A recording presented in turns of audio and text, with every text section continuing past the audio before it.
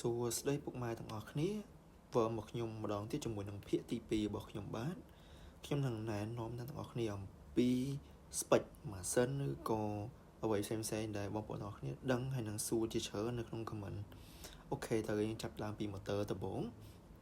ដោយ motor នៅក្នុង model នេះគឺប្រើប្រាស់ដោយកម្លាំងម៉ាស៊ីន6 kW ហើយជាមួយនឹង speed ដែលអាចមានអានុភាពនឹងរបឿនរហូតដល់83 km/h ចំពោះចម្ងាយវិញបានរហូតដល់70 km អាស្រ័យទៅលើការប្រើប្រាស់របស់បងប្អូនផ្ទាល់ប៉ុន្តែបងប្អូនត្រូវចំណាំថាអាគុយនេះដែលយកមកប្រើប្រាស់នោះមាន2ផ្នែកដែលផ្នែកមួយមានvoltage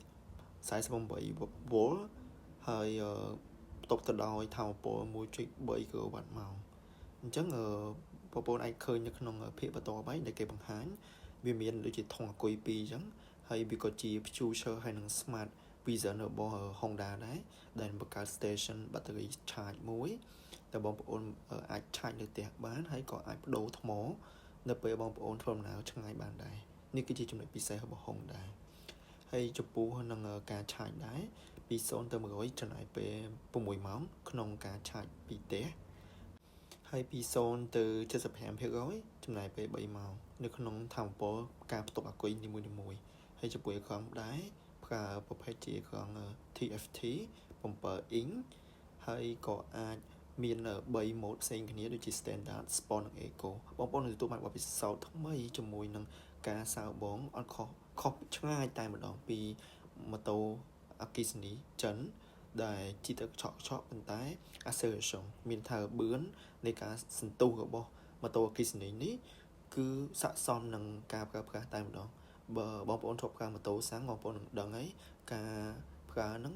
វាមិនឆក់ប៉ុន្តែវាមានអារម្មណ៍ថា comfort ផាសុកភាពក្នុងការបើកបរអញ្ចឹងក៏ Honda បានបញ្ចូលមុខងារ3ផ្សេងគ្នាចូលក្នុងដែរបងប្អូនហើយតកតងទៅនឹងបច្ចេកវិទ្យាគឺមានដូចជាreverse assist មានន័យថាដោយសារតែម៉ូតូនៃការប្រើប្រាស់វាអាចនឹងតឹងក្នុងការបដាអញ្ចឹងហើយ